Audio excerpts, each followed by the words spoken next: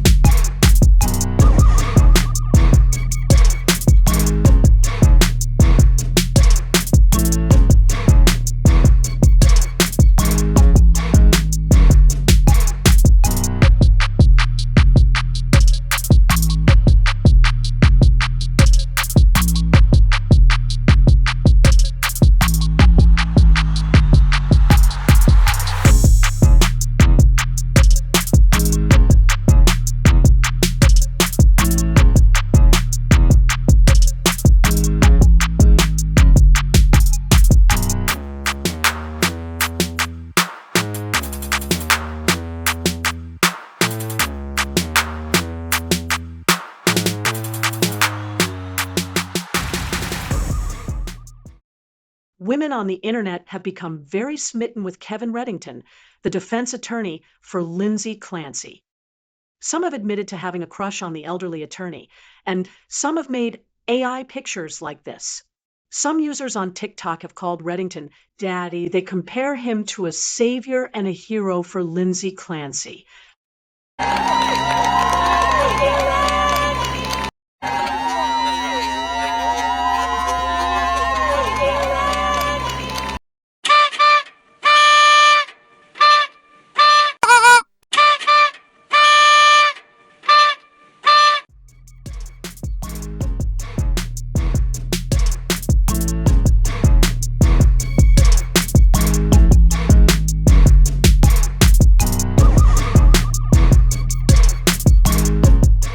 This is just one small example of the madness and support for a triple baby murderer. Next comes the accusations that Patrick Clancy is the one who committed the homicides. Let's be clear, these are baseless accusations against a victim.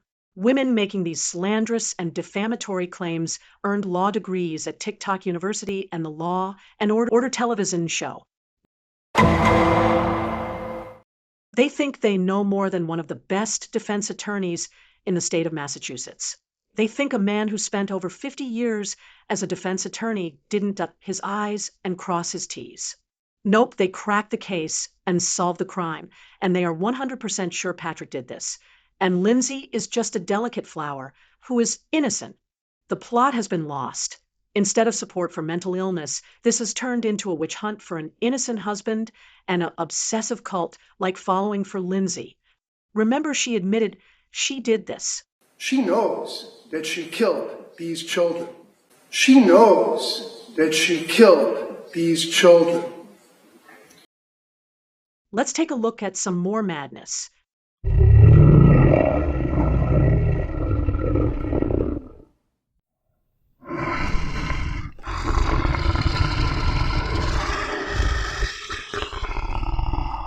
The prosecution has an obnoxious beau. Miss Big Bow and her sidekick. Oh, I don't know what they're doing. Be a hater for a second. I hate the prosecutor's beau. Can I be mean for a second? Fuck that prosecutor's founding father ass fucking no part having fucking slick back. I hate that bitch. Ew. I am sorry, but I just cannot with the prosecution sisters in the Lindsay Clancy case. How is anybody supposed to take them seriously? Honestly, they look like the Temu version of the American Girl dolls. They look like a joke version or like a prank version of an American Girl doll costume that an adult would wear to like the worst Halloween costume party. Most 5-year-olds or 6-year-olds don't make sure they have bows in their hair every day. That's something their mother does. So if a little girl has a thing for bows in her hair, it's because her mother made sure every day to do her hair and put a bow in it. I think it's fair to say that prosecutor thought maybe the bow would catch on. Like that we would all wear bows for Cora. Like she thought. The bow needs to go. All right, let's talk about the Lindsay Clancy case and this prosecutor's fuck-ass bows.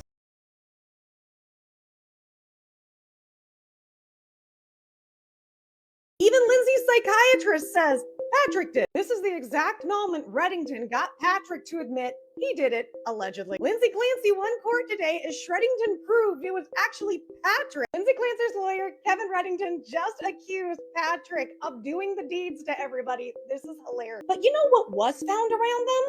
A knot, which would make sense. They were strangled. But not just any knot, not just like these hair bows this performative woman wants to keep wearing. No, these were sailing knots. And you know who used to sail? Do you know who's an avid sailor who would know to do knots like that? You know, the same man who would go leave her for all different reasons, skiing, sailing, maybe alleged affairs. That was found around the children's necks. You know what else Lindsay was? She was frail. She was fragile. Y'all, the judge just said he thinks a psychiatrist is the one that unalived kids, and the whole courtroom is furious. We found proof that Patrick Clancy's new wife may have helped unalive the children and Lindsay. When it comes to some of what happened to those children with the bands, and also what happened with some of the cuts with Lindsay here, we've had people and forensic experts who actually testified in court. And they have said that the way things have been cut looks like it would have been somebody left-handed. And you know who's left-handed? Not just homegirl, but Patrick is left-handed. And what's that around her neck? Is that a black exercise band? And furthermore, what is that? A sailor's knot? I am sobbing right now, listening to Dr. Resnick's qualifications. Third one he reads off is where I burst into tears. That one hits hard. So as a consultant to the prosecutor, I was employed by the government in that case. And in addition to those cases, did you also... As the forensic psychiatrist, I'm gonna cry again. He was on the defense side for Casey Anthony, which means that if he turns around and he says that he knows without a doubt that Lindsay was not in the right state of mind, I think that's the trial.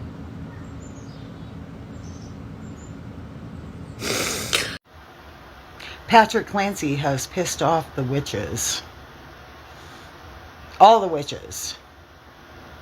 My FYP is full of witches who think Patrick did it.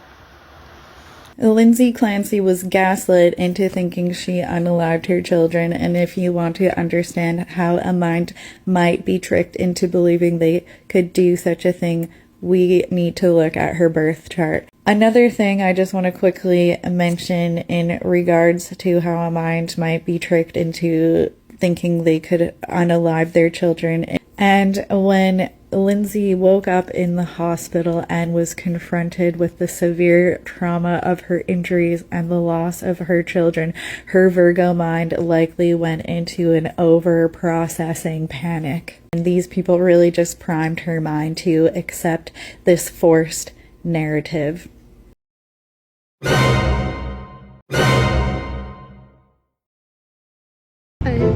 He got rid of all of their stuff.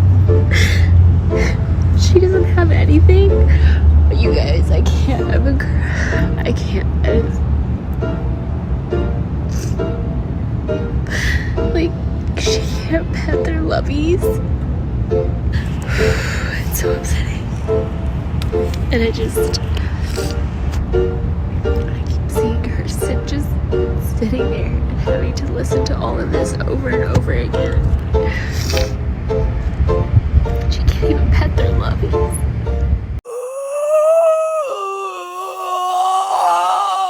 Knowing what I know now about Patrick's connections, 6 degrees of separation to Epstein Island, do you feel safe? Are you safe?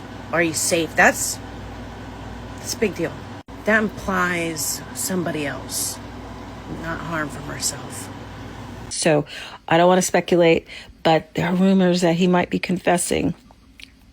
Wouldn't that be awesome? Now, I was able to get this clip right after Kevin Reddington returned from the sidebar. Look at Lindsay's reaction. I think Lindsay's going to be acquitted and then Patrick's going to go to trial. There is no way you find 3 children unalived, 1 woman incapacitated, and you believe the man who was in perfectly good health when he says that she did it. There's so many holes in his story.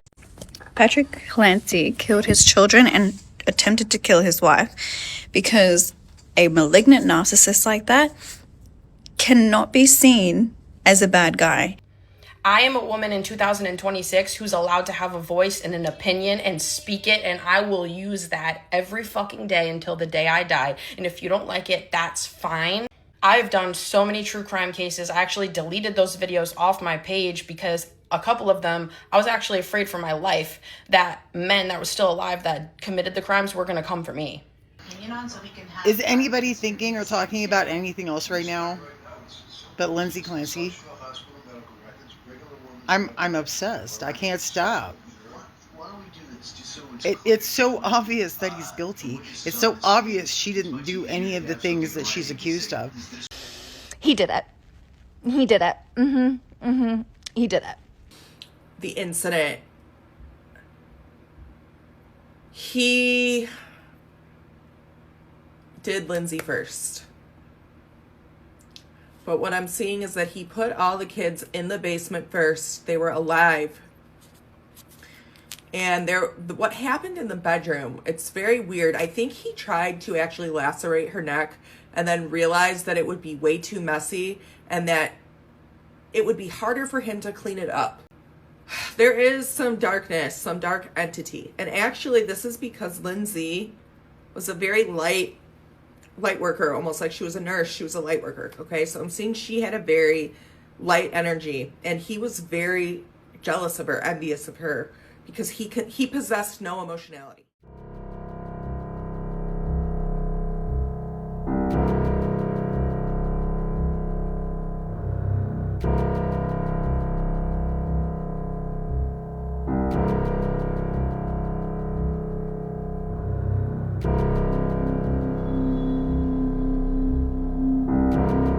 There are a few things about this case that really stand out to me. And yesterday just added another piece to that puzzle. It was noted in trial that Lindsay did not feel comfortable when Patrick would take Cora out of town. When Patrick was to take Cora skiing, Lindsay got extreme anxiety and these acts exacerbated her symptoms. Patrick took a trip with Cora. When he come back, Cora's stomach was hurting really bad and she had to go to the doctor. It wasn't the first time they talked about Cora having to go to the doctor. She also had a doctor's appointment not only in January, but also in December. Lindsay was concerned when Cora started crying in the middle of the night when she was at work and Patrick didn't tend to her needs. And she called to have a wellness check done. I'm seeing a pattern that I don't like. I'm seeing a pattern that is very concerning. I'm seeing a pattern involving their daughter, and I would like to know if anybody else has seen the same pattern.